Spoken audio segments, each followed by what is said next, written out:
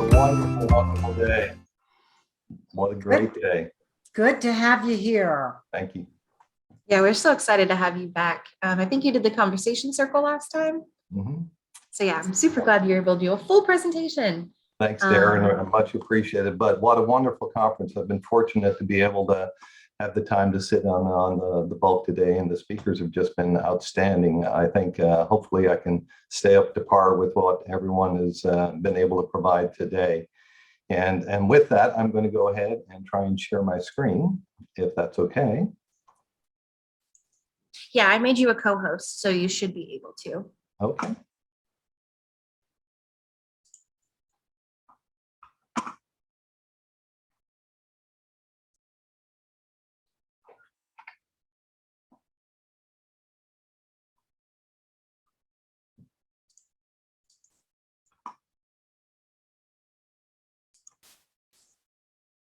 Are you able to see it? Excellent. Thank you so much. All right, everyone. Thank you so much. It's been a long day, and hopefully I'm going to be able to provide some additional information here for conversations that we all either have had or in the middle of having or should eventually be prepared to have. We're going to talk about two difficult conversations today. The first one being the giving up driving, or I like to call it a retirement from driving. And the second one will be some of the discussions that we might need to have with either our parents or our significant others with regards to moving to senior livings. Some of the issues and the techniques that I talk about are going to be consistent through both conversations. But I'm really going to try and focus on some thoughts and ideas about how to first open up the conversation, some ideas about how to at least start the discussion, looking at the process, and maybe some ideas about things that we might not want to say during the conversation based on my experiences. First of all, my name is Jack Angel. I'm a certified senior advisor, certified dementia practitioner, and I work through the greater Houston area to provide families with help to find long-term living solutions. I do that at no charge. I also do eldercare planning services. If someone's looking at VA assistance or Medicaid assistance, things of that nature, I can help guide through my network of professionals. And then, as Darren had alluded to, I do offer the nationally recognized Beyond Driving with Dignity senior driving self-assessment course, because no one wants to tell mom or dad they can't drive anymore. So with that, I'm going to start with the most difficult conversation first, and this might seem counterintuitive, but when I speak with medical professionals, the idea of having a conversation with some of their patients and their family members about giving up driving is one of their greatest concerns. It obviously is a very contentious discussion if not handled in the right way. And I like to look in the mirror when I'm talking about these types of conversations. How would I feel if someone was approaching me with regards to an issue like having to retire from driving? How would I take that? What are some of the concerns I would have personally about, my lifestyle and, my transportation needs, and how do I get around? Would I look at it enthusiastically and say, okay, that's great. I don't have to mess with traffic. I don't have to, worry about maintaining vehicles and things of that nature? Or would I feel at a complete loss, that I've lost my independence, that now all of a sudden I'm going to be relegated to relying on other people? And I think that's part of some of the discussions that we're going to have today. The reality is that for many of us, there will come a day, or there certainly may come a day, when we have to look at this for ourselves. And I think having that sensitivity when we're discussing it with our loved ones is at the forefront of the conversation, and certainly starting the conversation. It's a little busy out there, and for any of you who've seen my presentations before, I like to reference some of these illustrations because they do reflect a lot about the type of driving that faces all of us on the roadways today. We have seen on some of the DOT signs out there silver alerts for someone who's got lost or not made it home yet, or things of that nature. And ultimately, for everyone here on the presentation today, my expectation is that you're trying to make sure that doesn't happen. And that's a big part of having these conversations. What I will state at this point is it's never, or in my experience, it's never been beneficial to wait. Once you identify, and we'll go through some of the leading indicators about having that conversation, it's never in the benefit of the family, the loved one themselves, to actually wait and delay the conversation, as difficult as they are. And I think part of the things that we're going to talk about here today can help provide some guidance on at least how to open up the dialogue. It's usually not done in just a single session. These are things that usually happen to happen over time. And that time is going to really be dependent upon your loved one and how well they either embrace the thought of either curtailing or giving up their keys or resist it. And there are some different techniques that we can use to address the latter. First and foremost, we do need to be aware that this is real. The population is aging. And just due to the frail nature of our bodies as we do start to age, just the natural decline that we have altogether, the older driver is more likely to be either severely injured or unfortunately be killed on, in many cases, relatively minor accidents. 40% of the fatal collisions for people 70 and older occur at intersections. So anytime that a loved one is trying to traverse some of these intersections, especially left-hand turns, and that can be part of the discussion about planning routes to ensure that you minimize left-hand turns, that we're certainly more likely to be involved in something a little bit more serious. The knock-on effect to that, if they're not actually killed in the accident itself, then of course is that you've got a recovery period, and at that accelerated or the older age, sometimes those recovery periods can lead into other issues and possibly into some other long-term care needs. Drivers 85 and older are 9 times more likely to die in a crash than are people 25 to 69. Now, I state that, but really, a lot of our assessments really should be focused on the abilities and the cognitive capabilities and the physical capabilities of the individual. So their age by itself is not really an absolute predictor. You can't say by a certain age someone needs to hand in their keys, but its impact should certainly not be denied. And I think when we look at some of the takeaways here, if we're starting to see some of those issues or concerns that we have about a loved one and their ability to be able to stay on the road safely, which is what this is all about, then it's time to actually have that conversation. I just use this as another example here. This is where a family had agreed to put all of what they consider to be safety controls and measures in place, where the seniors would only drive at a certain time of day. They would only drive on a route that was familiar to them, things of this nature, stay off the freeway, and ultimately ended up taking a left turn instead of a right turn, ended up in the middle of a snowstorm, and unfortunately lost their lives. I don't want to sensationalize this, but I think it does kind of reflect very closely to recognizing that if there are limits in the driver's abilities, then they need to be out in the open and discussed very openly, because as we'd already seen from earlier presentations today, there are a wealth of resources out there specific to transportation. And there's no reason why giving up the keys or retiring from driving should mean a loss of independence. I'm adamant about this. I think it certainly is going to mean some level of inconvenience, and no denying that. But with the resources that we have within Houston and the greater Houston area, there's just a wealth of solutions for us out there to be able to support whatever driving that we need. Down to Walmart, going to church, back and forth to medical visits, seeing friends and family. There's just, I think, a tremendous number of resources out there. Some of what we discussed here earlier today. And then if anyone has any questions about a list, and I'm only too happy to provide them with a list of resources specific to their geographic location. So what are the signs? What are some of the things that we usually see that can raise the red flags? I will say that any one of these in and by themselves is probably not an indicator that, okay, that's it. You know, you left your indicator on, left your blinker on. Okay, that's it. You've got to hang up your keys.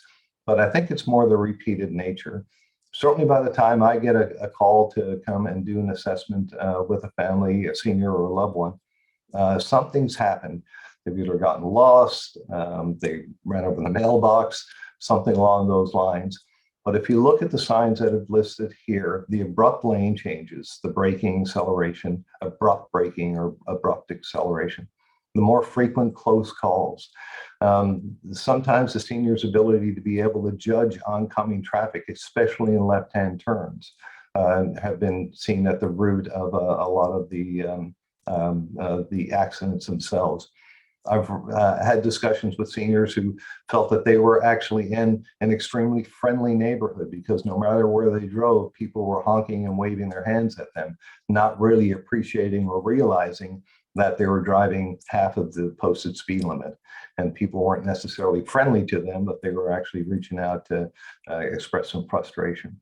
That conflict on the road, and we know certainly in our area, can lead into a whole other set of issues. Reluctance from friends or relatives to actually get in the car with them. And certainly when we're talking about grandchildren actually riding with our grandparents, the idea of getting lost or drifting in other lanes. I talked about the turn signal, but it's more if it's left on all the time or something frequently. So these are some of the signs that should raise the red flags for us, whereby we can actually say, okay, it's time for us to have that conversation with mom or dad or a spouse with regards to their driving. Looking in the mirror, as we talked about a little bit earlier, why would you want to give up their driving? Why would someone want to give up their driving? And certainly, it's not all just the loss of independence that we all tend to defer to, and not that it's not a huge issue, but there are certainly some self-conscious concerns that seniors have with regards to being a burden on someone else, actually having to, the reluctance to rely on someone else or ask for that help. It's sometimes, they're actually reluctant to be able to do that. It's another feeling of loss in that age or stage of life where we actually are having to deal with loss on a regular basis. I don't mean routine, but certainly it's another part of that process.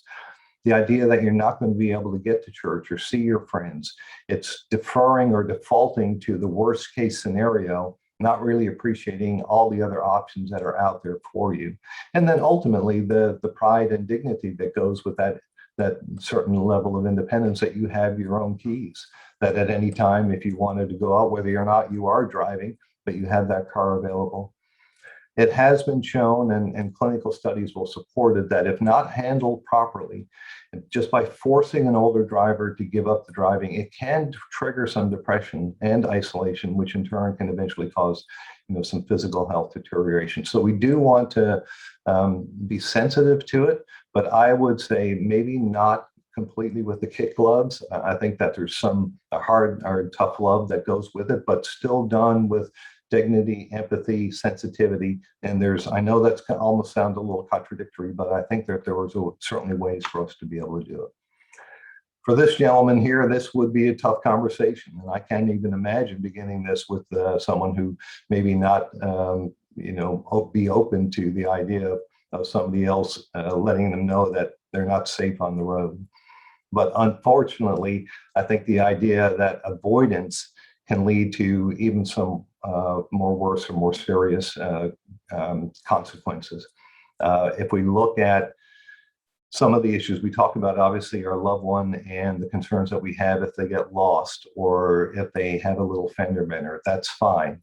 What we sometimes overlook is that if our loved one was involved in something a little bit more serious where they were at fault, they hit the gas instead of the brake, they ended up plowing through a sidewalk, heaven forbid that there were some pedestrians there, ultimately they could be spending looking at incarceration, if not criminal, certainly civil suits, spending the rest of their days, having to deal with all of the resources that they have, paying lawyers in defense of some of this stuff as well. So there are certainly some very serious issues at stake here, not just the ones more closer to home when we talk about them as an individual and being in a small fender bender. I don't want to sound harsh on that, but that's the reality of the society that we live in. And shame on us if we don't recognize those red flags and then take some action, because ultimately that's what it's about. It's having the conversation, opening up the process. It may take a month, it may take 6 months, but at least opening up the dialogue and planting the seeds for us to be able to address the situation and then rectify it into a workable solution for everyone. You don't want to challenge the individual. You don't want to, I think, talk about, just some feelings. We want to talk about specifics, and I'll actually have that discussion. As I'd already alluded to, you really don't want to wait. This idea of waiting till there's something that's actually happened when you've recognized some of the red flags that we talked about earlier. I think that's really, really key in our discussion here today. And that is, if it's been on your mind, if it's something that you've been considering here right now for any of the reasons that we talked about earlier, then now's the time to open up and have that discussion. So how do we do that? There are certainly right ways and wrong ways. Screaming at dad that, he's a terrible driver. That may not be the best way to open up the dialogue. But putting yourself into the situation that I was really worried there. You almost didn't make that turn. I'm concerned about not only you, but, me as well here. Is everything okay? Opening up the dialogue to at least have a little bit of self-reflection on that, I think is a good start. And having the conversation, it really comes down to focusing on these key issues. If you can concentrate on the skills, not the age, cognitive skills, your ability to be able to navigate a route, what happens if there's a detour on the familiar route, things of that nature. And the facts, saying, I was specifically concerned when you turn left. I was concerned when you drove straight into that lane. I was concerned when you didn't make the on-ramp on time. Not just the opinions of, I don't think that you should be driving. It really doesn't help the senior driver understand what the concerns are and their ability then to be able to say, yeah, I think you're right, or no, that wasn't the case. And then we can talk a little bit more about how we can address some of the pushback that might be out there. You are not in this alone. And hopefully, if anything, from today's conversations and the conference itself, there are just such a wealth of resources out there. The ability to turn to possibly more credible resources for your loved one, because it's not always the family member. And we certainly know that. Many times it might be someone from the clergy or a close friend that has a lot more influence on that senior and their decision to go ahead and reflect on their ability to drive. The doctors, especially when we talk about physical limits, if you're unable to turn your head, you can't lift your arm. Those are some limitations that in today's driving, that in many cases, those are things that you're going to need to be able to have to do to be able to operate a motor vehicle safely. Certainly the cognitive pieces as well. And we heard earlier today about resources from Aarp. You have professionals such as myself. You've got social workers and clinicians who can actually help do assessments with the senior to be able to help them have a very specific hard report on their cognitive abilities based on exercises that are directly related to their ability to drive safely. Social workers, geriatric counselors, friends, neighbors, other family members. And again, I would say that this is not all on your shoulders. There are certainly resources out there that you should consider depending upon the individual that you're actually having the conversation with, because it is an individual. It's not something that works for some, might not work for others. These are more generalities that I'm referring to right now. I like to, for those who, everyone likes to talk about money, and certainly if you hit them in the pocketbook, this can be a big awakening for them. I think AARP came out with another estimate on what it costs to run a vehicle in the Houston area. I think it's 12 to 15,000 miles a year. It's close to $10,000 once you include gas, maintenance, insurance, tolls, all of those bits and pieces that go into owning a vehicle. Needless to say that a good portion of these savings could pay for alternate transportation if necessary. And the bulk of seniors, and not that I don't want to generalize, but the idea is that many of the times they're using their vehicles for relatively short trips down to the mall, down to church, down to see a friend. And if you look at the cost benefit analysis of actually owning a vehicle versus not, and taking advantage of some of these other alternative transportation modes, there's a tremendous justification not to actually do that. If there's a reluctance to say, not no, but heck no, there's no way I'm giving up my keys, a self-awareness on actually having them look at, okay, well, maybe I'll agree to not drive at night. Maybe I'll agree to stay off the freeways, certainly during rush hours. Maybe I won't drive when it's torrential rain out. This idea of, picking your parking spot, planning your route, things of that nature. But that engages the dialogue. That actually has a conversation. It maintains control for the senior. They certainly feel like they're in control because they are making that decision. And I applaud that. I really do. When they're the ones who say, I've decided as a senior driver, I've decided that I'm not going to drive at night, or I'm not going to drive on the freeway at rush hours. That's a tremendous first step to ultimately having the next steps whenever things may deteriorate in their driving abilities, for them to take it even another step further. Again, we're looking at this as a process. I've seen this work a number of times. If anyone's interested in reaching out to me, I can give you some examples or templates of a driving agreement.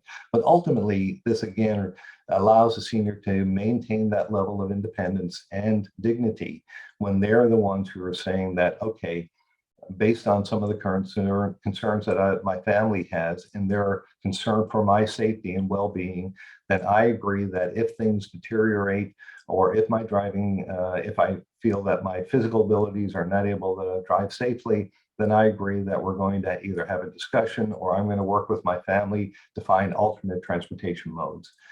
There's no legal basis for this. It doesn't need to go, to lawyers or anything like that at all.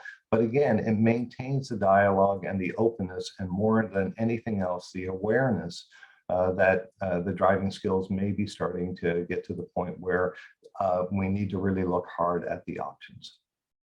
It keeps the conversation flowing. Ultimately, the key for all of us here on the call today is planning, and then I'll continue to drive this home, and that is acting on that information. We really need to implement the plan once you get it going. Yes, it's a hard way to start, and there will be bumps in the road. And when you have the discussion, especially during the onset of that dialogue.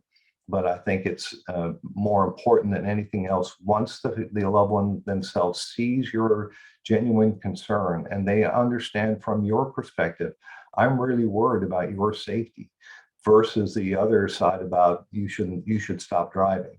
Completely different tones, if you will, in the actual dialogue.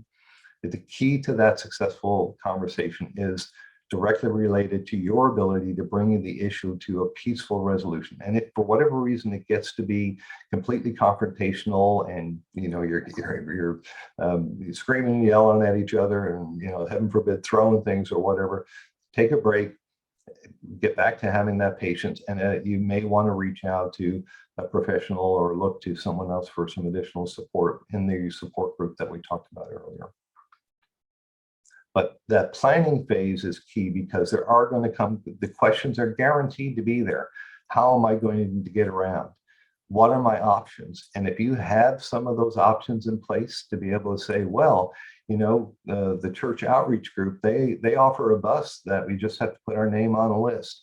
Or I was just looking at Impact for Lachey and Lachey Dupree, and on what they offer to be able to get you to the doctor's office and back.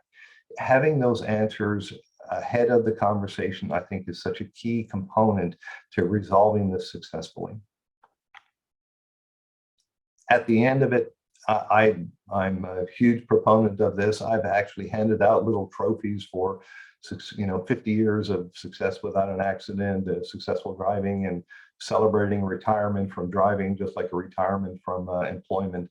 But ultimately, I think it really is embracing that it's a tough decision. It would be for any of us to actually come to that point in our driving career where we say, that's it. I think for my well-being and the well-being and the concerns that my families have raised, that I'm actually going to hang up the keys. It still maintains that level of empowerment and dignity as that should be there.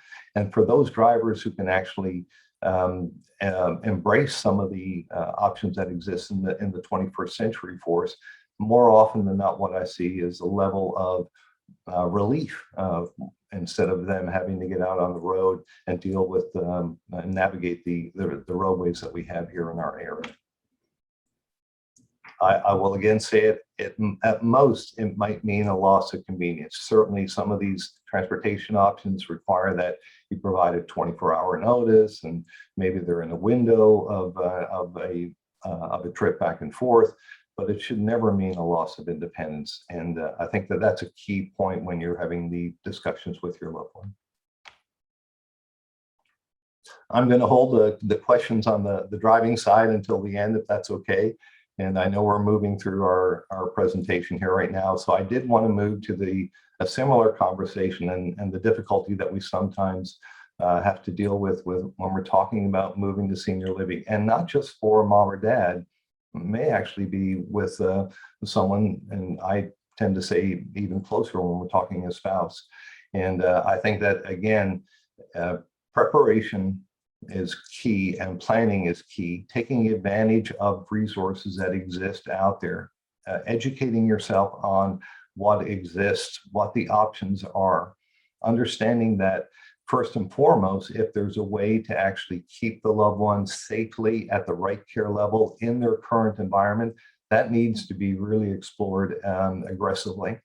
But if the level of care and the safety concerns do exceed the abilities and the resources of the family or those close to the loved one, then we really need to look hard at a senior living option.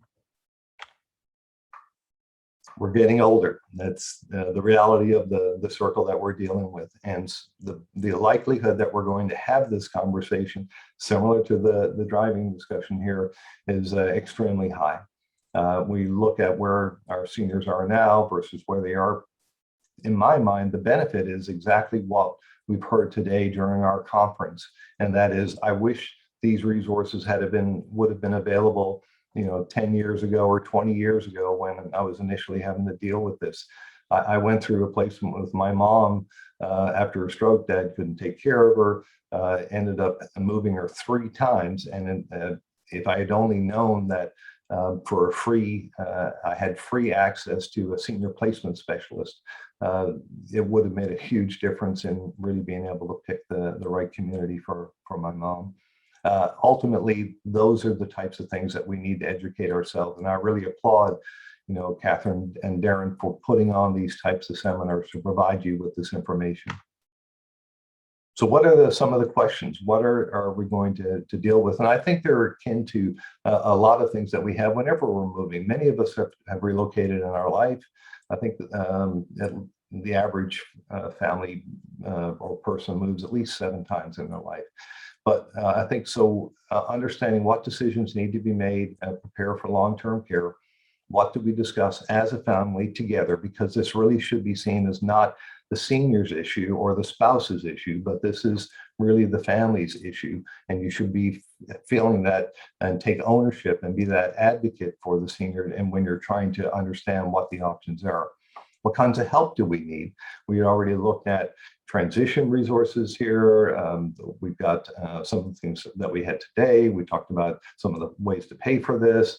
And I think that those are the types of things that you can reach out to, in many cases, for free consultations to be able to understand what your options are. Review the talks. the team together and the timing of the move to senior living. Timing is one area that, unless it's a medical emergency, a safety issue, or a care issue, the more time that you can actually plan up front, take the opportunity to investigate the options, see what's out there in your community, obviously that's, in my mind, you're going to have the opportunity for a better result. How do I know if it's time to move my wife or my husband or my mom or my dad? I tend to focus very much around safety and care. I think first and foremost, that needs to be at the heart of the discussion. And when I say the discussion, when you're seeing when your loved one is actually seeing that you're doing this out of your concern for their safety and their care, it changes the tone of the discussion. It really puts them in more control about them seeing that you're genuine in trying to make sure that they're looked after, that you don't want anything, bad to happen. And some of the seniors may just blow it off and say that, you don't know what you're talking about, I'm just fine. We'll talk a little bit about how we can start to address that. But ultimately, if they actually see that as part of the discussion versus similar to the driving conversation, I don't think you can live on your own anymore. We need to find you a place. Maybe not the best way to broach a subject. So in addition to the safety concerns, I think it's the idea of, hey, Dad, I know that you used to really like to play dominoes. Is that something you'd like to do again? Are you tired of cooking your own meals? How do you feel about taking care of the house?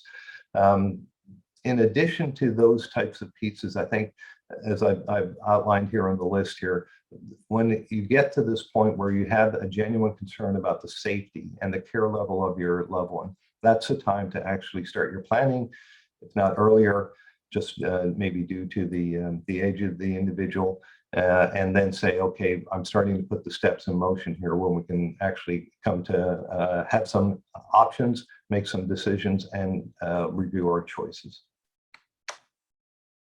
Some of the warning signs that are out there is not a fully exhaustive list, but certainly the idea that we know the impact that falls have on the general health of our seniors. When you actually have one or more falls within a 12-month period, it has a knock-on effect to their overall health, their general well-being. Wandering or getting lost, the idea of EMS being called, medication management, and certainly, many seniors themselves are now getting into 6, 8, 10 medications a day, multiple different times during the day. It can be a confusing exercise for any of us. The ability to have someone manage that medication process for them, someone who's actually started to withdraw from the social activities that they used to have. You notice that the house is not clean like it used to be anymore. There's some other issues going on with their ability to be able to maintain the home on their own. And certainly exploring those different options for home care or home health care as possible options, as possible solutions to be able to address that. But at the end of the day, I think these are some of the red flags that we should really use, where sometimes we're so close to our loved ones, we don't really see them the way that maybe other people would. But if you're seeing some of these activities taking place, they should be flags where you're saying, okay, maybe there's something else we can do to provide a better living environment for our loved one. Planning is key. I can't overstate that. Research senior housing options.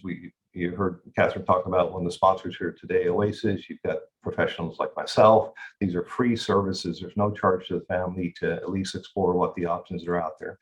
Maintain that focus on the safety and the level of care.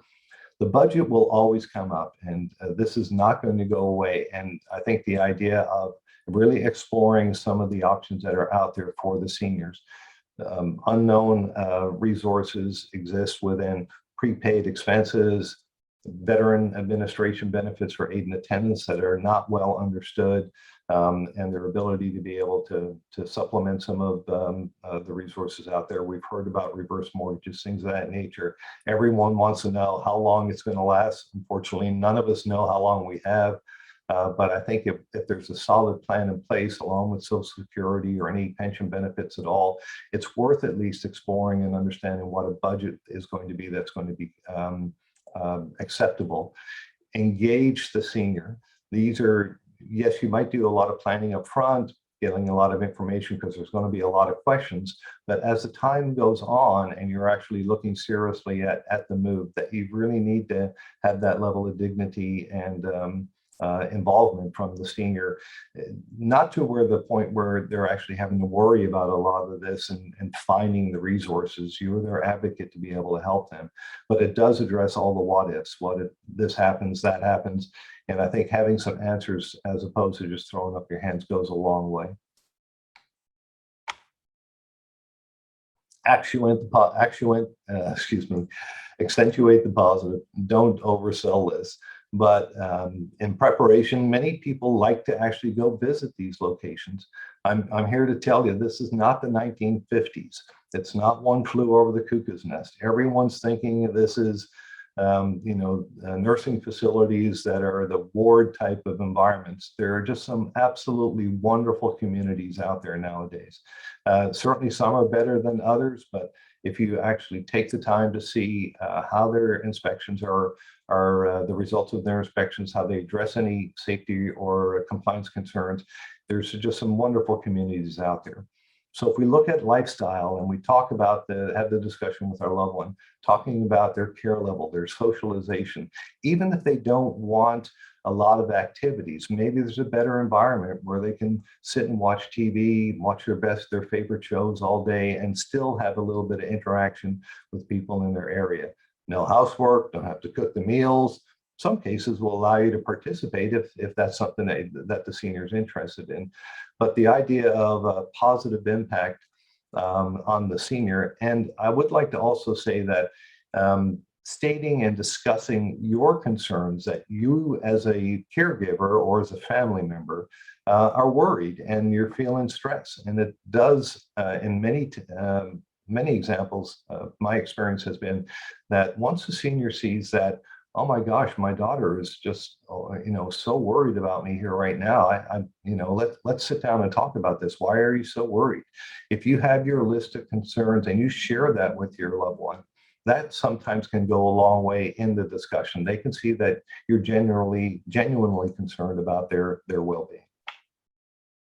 Understand your options. There's a wealth of them out there. As we talked about, stay at home as much as you possibly can. There are independent communities that are out there, just offer a wealth of activities and an environment of peers.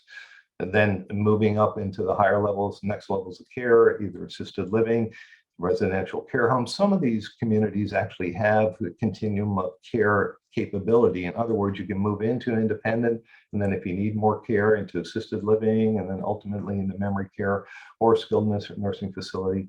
There are adult daycare communities, services out there that are available to help provide some interaction for our seniors. But being aware of those and what the options are, I think is a big part in having the discussion. When you're touring your community, when you actually go to look at some of these places, if your loved one says, yeah, okay, well, let's go look, let's go see. Either engage a senior placement specialist. There's, like I said, there's no charge for that, or you decide to do that on that spot own. I think the idea of what to say in terms of once you actually go through it and they can actually see that these are very nice communities and they offer a lot of activities, the security's there, the care level's there. Maybe we can try it out, referencing it as a possible temporary solution. My experience has been once they actually get in, can see that it's not what they had perceived, then the ability to be able to stay is tremendous. If you give them the option and say, do you think you would like to live here?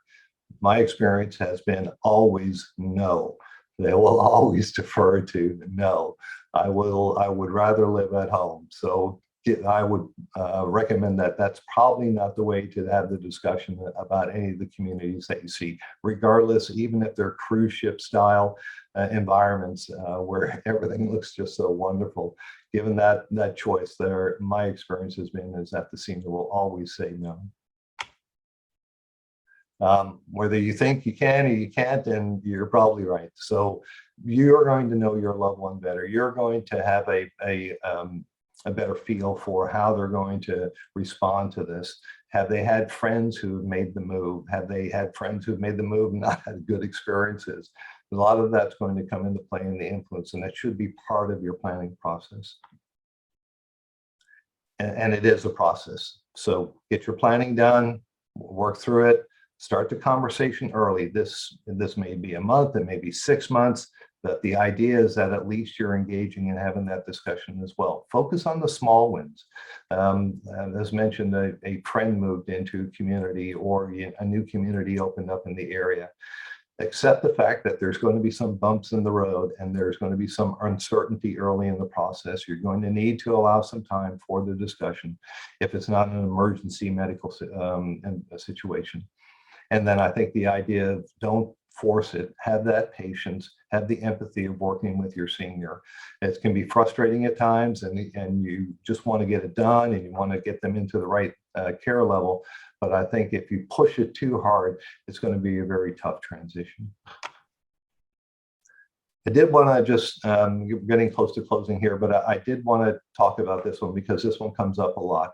I promised my dad I would never move him to a nursing home. I made that promise. I told him verbally that I wouldn't do this. I run into this a lot.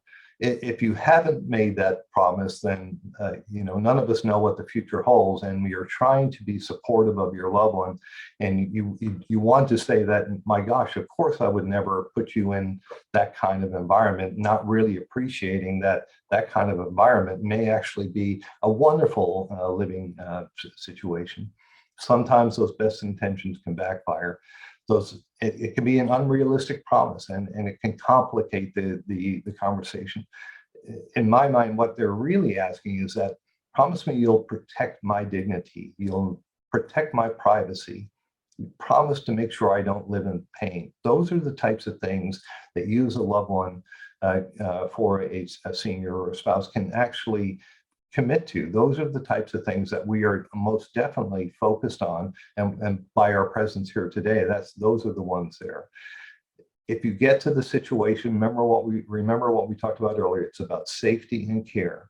It's time to step up and recognize that this is not a failure on your part. You didn't have any control over their need for care, or the fact that they got a disease or something like that. That's not your fault. It's not a failure on your part if you have to renege from that commitment that you'd made. You're not a martyr. You're ultimately trying to do the right thing for your loved one to make sure that they get the best care. You can't change the care that they need, but what you can do is help them find the right community.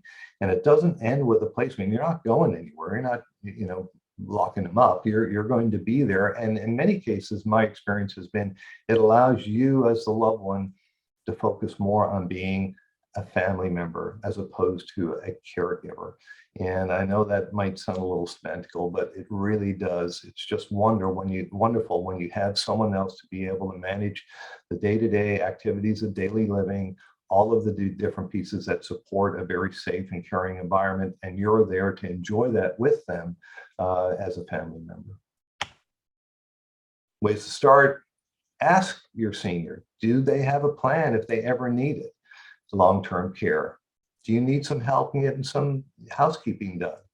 Would you mind, how do you feel about keeping up the house? Would you like more social interaction? These are some open-ended questions, and they're definitely the best. They give the senior the opportunity to respond and verbalize, I think, what their expectations and intentions might be, and really reflect on the fact that, yeah, this is part of the process here. So I think in difficult conversations across the board, and I don't want to just fall into generalities, but these are some things that I've seen work extremely well. They're not easy, but putting them off is, even in my mind, an even worse situation. The environment usually never really improves, and ultimately having the open dialogue early, while the senior or the loved one is in a better position to be able to comprehend what's going on, is usually the best opportunity. Plan, do your homework, reach out, listen to what the senior is telling you. Have that empathy, not the sympathy. Don't feel bad for them. I think you're really just looking to be able to make this work. Reach out to the support groups, the resources that we saw here today on the conference. Maintain that respect, have the patience, build that team. You are not in this alone, and heaven forbid that you go this road alone. I would encourage you to really reflect on that and say, no, let me take advantage from people who've been there and the resources that are out there. Involve the senior and understand that this is going to be difficult. And what you're trying to do is minimize the disruption and allow this to be as smooth as you can. There's going to be some bumps in the road, guaranteed. But more than anything else, I encourage you to act. When you recognize these challenges, have those discussions. And with that, I'd like to go ahead and open it up to any questions.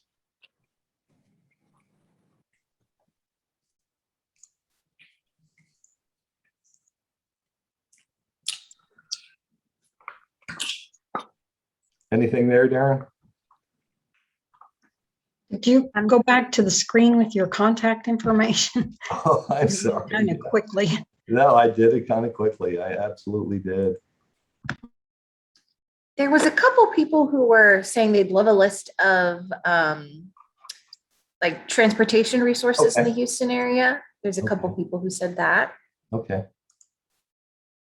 Can you see it there?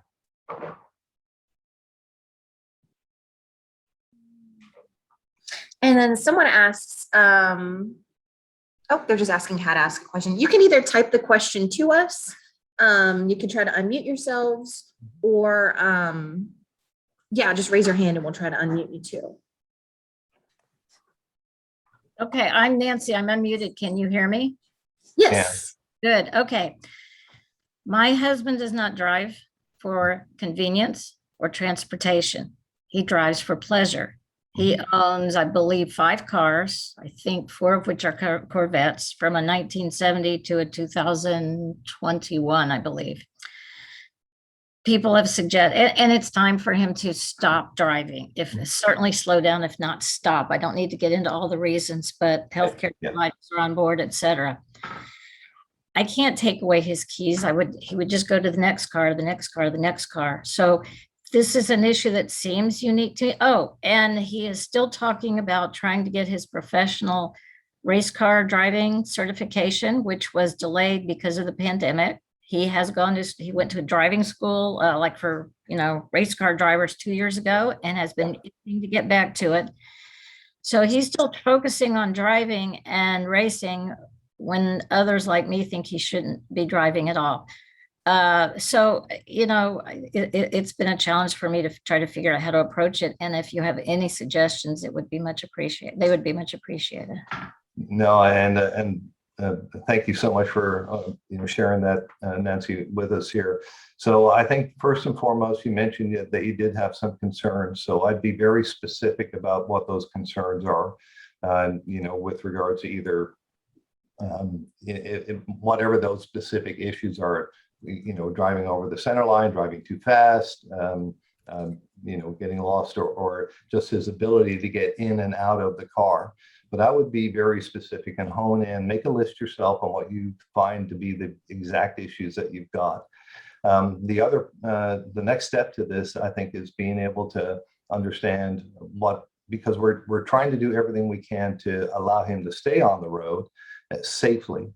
But how would he feel if he had an accident and all of a sudden lost all of his cars? The reality is that if he was at an at-fault situation, there may be repercussions here whereby all of that goes away. Are there friends that can drive for him, other family members that might be able to drive him around so he doesn't lose the actual sensation of his wonderful collection of cars? And then, of course, if he's still uncertain as to what your concerns are, I would say reach out and get a self-assessment done on his ability. It doesn't have to be clinical, and he's going to fight it here. But if he says that he's doing it for your benefit, you say, my goodness, I wish you just at least have a quick driving test. These are usually 2 to 3 hours. They're done in the comfort of your home. or with the COVID, if there's a concern there, they can be done virtually.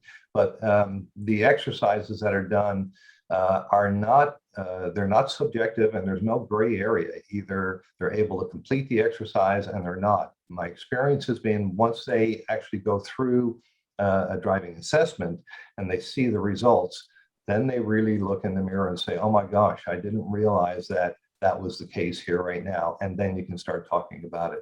I'd hate for him to have to give up his collection, and the idea of trying to find someone else to help drive for him or with him, a friend or some other family member, may be something that at least allows it. But I'm saying that knowing that if it was me, as we always try and do, I'd want the thrill and the excitement of being behind the wheel, and if it's shifting the gears or whatever he finds to be part of it as well. But I'd start with your list of specifics about what your concerns are, and ultimately recognize that there's going to come a time that he really needs to look at restricting and then ultimately hanging up the keys. Was that helpful at all? Did that make any sense? It all makes sense. I've tried most of it, but where would I find the self-assessment that he can do at home? Yep, there's one. And if you'd like to send me your contact information, I'll send you a book you can do on your own. No charge Great. at all. I don't know, is there a way, Catherine, for me to get that information? Or you've got my, let me say it this way. Yes, You've got my have her contact email information, you. right? Yeah, exactly. Just Yeah. email me and I'd be happy to send one out to you here. And it's something you can walk through. If you have any questions on it all, just reach out to me. But it's something you can do on your own as well. To be able to walk through this just with him, to be able to see what the issues actually might be. Okay, I just put my contact information in the chat directly to you. Okay. So I hope you'll get that. Thank you so much. This has been a very big challenge. And when I've asked for help, people always say, oh gosh, that is a challenge. And I've never really been able to get anyone to help me solve it. It's not unique to you, believe me. And it's almost, and this is why I started with the driving conversation first in the presentation. It's one of the more difficult, and we tend to just kind of push it back because we're not sure what the options are and what ways that we might be able to address it. Thank you. You're welcome. So, Jack, a couple of things in the chat. Hold on, I'm trying to get to it again. Okay, somebody wanted to know, how do you research senior care communities that you recommend? Great question. So there's a number of sites that we have access to. Some of the senior placement professionals that are out there, and there's a wealth of them. It's not just me. And we know Oasis is another sponsor of the conference here today. And it starts very much with, we have access to all of the state reports. So we know any inspection issues that are out there, compliance, safety, any violations that they might have. In many cases, I look at those and I do my own, albeit subjective, assessment of a community. I visit every single one. I like to actually meet with the owners. I like to meet the caregivers. What kind of turnover do they have? When I walk in, does it smell? Does it, or the residents look like they're comfortable and taken care of? What do the grounds look like? But when we look at some of the inspection reports from the Texas state, to me, the inspectors more often than not will find something. I don't know, I can't say to really justify the role, but certainly there's something that they'll find, a fire extinguisher maybe out of inspection or something like that. To me, it's more, how long does it take the community to rectify that situation? If it takes several months, that's a reflection on the community in my assessment. I share that assessment with the family completely. And then we talk about very much about things like budget, activities. Do they allow pets? Certainly in this era of COVID, what, if any, additional restrictions may or may not be out there in visitation? Can we have meals together? All of those pieces go in to being able to provide the family with a community that they consider, because ultimately it's the family's choice. They should never have a placement specialist make a referral to you saying you should choose this place. That should never happen. You should always have retain that option on your own. And then hopefully out of all of that information, after an initial assessment with the family, what location are you looking for? What care levels required? Do you need a nurse on staff? Do you need portable dialysis? How am I going to get my hair done? You know, do they offer a chance to do my nails? All of that information. And that's where I think taking advantage of a free service takes all that legwork off of you to be able to then have some decent options. I'm hopeful that was helpful because there's a lot of information that goes into ultimately paring down a list of options for a community that someone might be interested in. Okay, Jack, Laura made a comment. It's not really a question, but maybe you can offer her some suggestions. She said, sadly, my father-in-law was issued a renewed driver's license because he lives in a small town and upset the lady that works there, yelled at her, and she just ended up issuing it. He can't see to drive, and he's showing signs of dementia. Right. So when we talked about getting the other people in your circle involved, she may want to think about a conversation with, if she's got specifics, again, getting to the specific concerns, the issues that are at the heart of the driving concern, whether it be visibility, dementia, then you need to really think about a conversation with the doctor, with the physician.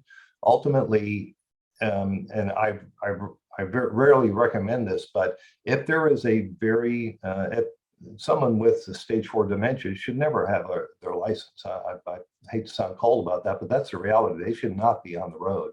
And if for whatever reason they are, some drastic effects might need to take place. You can always take the battery cable off or park a car down the road and say that you sold it and things of this nature. But I think engaging those in the circle that we talked about earlier, the physician, having them involved in the discussion, I think is key. They're going to be reluctant to have any liability for it, but they could certainly have that discussion with the senior. Anyone else that you feel might be important, you may want to have a discussion, especially if it is in a small town, with the local sheriff's department, and make sure that they're aware of this and the concerns that you have on the safety to the loved one and the public. There's not a lot they're going to be able to do about it, but they're certainly going to be aware of it. Look at this idea of being able to get an assessment completed, because a clinical assessment actually would go a much farther way with that. If you do get a driving assessment done, if you can have that loved one agree for that report to be shared, then that's something that could go a long way in curtailing or possibly revoking the actual driver's license. These are drastic steps, but ultimately it's about keeping that loved one safe and the public safe around them. So I think they're reaching out to some of the other professionals is going to be a key piece of this. Great suggestions. And, you know, I will say that that is not an unusual thing. My dad went to a small town to get his driver's license too. It was well known where he lived that if you just drove a few miles over to such and such town, they'd pass you no problem. Right. And so this does happen. So your suggestions are spot on though. Great. Let's see. Jada wants to know how you can find the inspection report information. The Texas Health and Human Services provides a free site to the public. I think it's just hhs.org, and you can actually get in there and look at it. There's they have a date when the last inspection was there, things of that nature. I don't have the site right here right now, but if you'd like to go ahead and just email me, I can send that information out. Again, you know, I tend to use that subjectively. I use the information based on my firsthand inspections that I do personally, you know, with the community. But it is a great, there's some great information, especially if you can see repeated violations in that as well. And I'm so glad to hear the question, because that means you're doing your homework. That's awareness is the first key to success in this. Absolutely. Dospina says, my father's 87 and has Parkinson's. He's never had an accident, never been given a ticket. He says he drives perfectly fine. We are at an impasse. Yeah, I find that our senior drivers are great historians, and they're just wonderful at talking about the 50 or 60 years that they've had without any traffic moving violations at all. And of course, it doesn't guarantee that they're not going to have an accident tomorrow. But I think celebrating that experience, and similar to the retirement from employment, I tend to really play up the idea that is just so wonderful, and it really is, to have that longevity of being safe on the road. I also say that at the end of the day, it's not you, Dad, that I'm worried about. It's the teenager who's texting on his phone, eating a burger, not paying attention to the road, and all of a sudden you're in an accident. And the statistics are clear that the senior, even in relatively minor accidents, end up with some very severe injuries. Let's look at this a little harder. Let's look at some of the options. Can we talk about it? And then again, specifics of what those issues are, either wandering or getting lost, or the fact that they're driving so far under the speed limit, or and then also the maintenance on the vehicle. If money is of a is at the forefront of this as well, sharing with them. It's amazing when we sit down and actually lay out line by line what it costs to run a vehicle. It's not cheap, to be able to keep the vehicle on the road.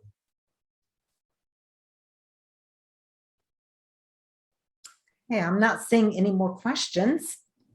If anybody has any more questions, please type them in the chat or unmute yourself and just talk.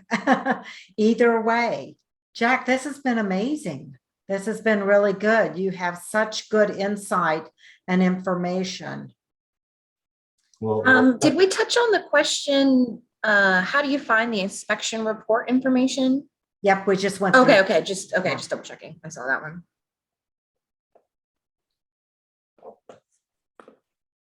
Okay, let's see. It looks like somebody asked. A lot of thank yous. Somebody says, I almost sold his car only to find out he bought a new one. Oh, bless your heart. Yeah. Well, there's still those battery cables. I've seen some unique, solutions to it as well. That was me. So I have two funny stories on almost selling his car. And so I'm the one that posted my dad's 87 and he has Parkinson's. His gait is crap and he has a pretty moderate to severe tremor. Right. But, by the grace of God, he's not gotten in an accident, not gotten any tickets. So that's that. But just to bring a little bit of levity to this, I had hidden his keys. Mm-hmm. And he said, honey, do you know where my keys are? I just don't know where I put them. I said, no, Dad, I don't know. He goes, I'm sure I dropped them somewhere. I'm just so glad I have an extra set. Of course. Yeah. Of course. And there you go. And there you go. And then you got to get your hand on those as well. I can't even imagine someone coming to me and saying, okay, that's it, Jack, your driving career is over. I really want to empathize with them and understand, what my options are. When that time comes for me, am I going to be the one, thank goodness, I don't have to drive anymore. Look, I can just call a Uber or call the church, they'll get me around, or call, I think with Lachey's iPack, I call those people and they can get me to where I need to go. Or am I going to be the one digging my heels in and go, no, that's fine until something happens. And then so it's when something happens, that's when, we start shaking our heads and going, oh my gosh, I should have done this, I should have done that. And we should not have that kind of regret or remorse about it as well. And that's why I feel that as difficult as it is, really getting out there, engaging those people around you, the doctors, the clergy, the friends. The friends have so much influence on what our seniors can do, because they can talk very candidly, very direct, much more so than family members.